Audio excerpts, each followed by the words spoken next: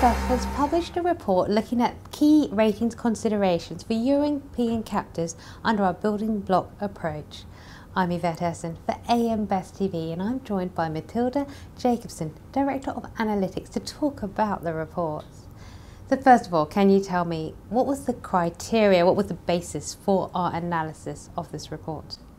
The companies we look at in the report are all captives that have European parent groups. They're captive in the sense that they source all or nearly all of their business from their parent organizations.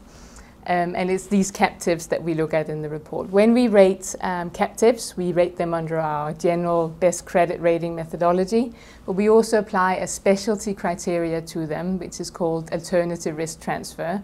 And that recognizes the unique features of captives and sets out how we incorporate those in the rating analysis. So the report looks at this segment of companies and then explains how we've rated them and what the key considerations were under each of the building blocks we look at under the rating analysis.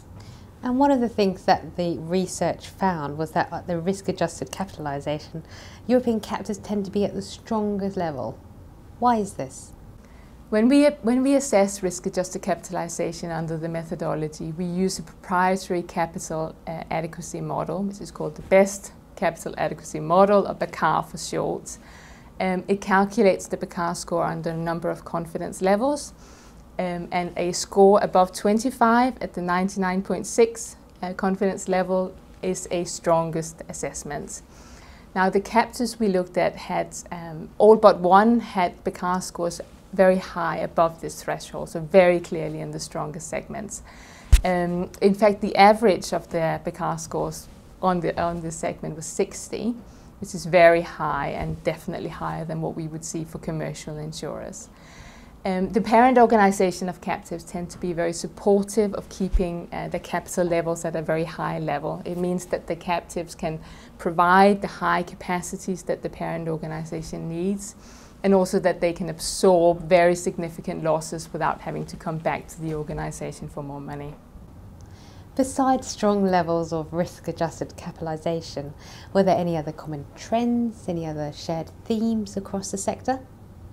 Another finding was that the captives we look at have very strong underwriting performance metric. So when we look at operating performance, we tend to focus on underwriting performance because the return on equity metrics are subdued because of the high capital basis. The captives' underwriting performance is volatile. They're subject to high severity, low frequency losses. But when we look at it over a 5 or a 10-year period, it's very clear that their underwriting performance is very strong. And that's reflected in the assessments. I think that's underpinned by their extensive knowledge of their underwriting portfolios, given that they come from the parent organizations. And it's also underpinned by a low expense rate. So most of the captives have simple structures, and that translates into expense ratio much lower than what we would see for commercial insurers. Now, enterprise risk management, ERM, is very, very important as part of our ratings process. How did the European captive sector fare under ERM? When we assess enterprise risk management for companies, we look at their capabilities, risk management capabilities relative to their risk profiles under a number of categories like reserving, reinsurance, investment risk. One of those categories is concentration risk, and here we found that the captives tend to have very high risk profiles. Their portfolios are very concentrated. They don't have much diversification by product, or geography, or client. And their investment portfolios also tend to be concentrated. A lot of them have significant loan backs to the parents. That concentration risk is difficult for them to mitigate, and so on that category we found that the analysis showed that the risk capabilities were lower than what was required by the profiles. Nonetheless, and taking that into account, overall we still assessed all the captives as having appropriate capabilities versus their risk profiles.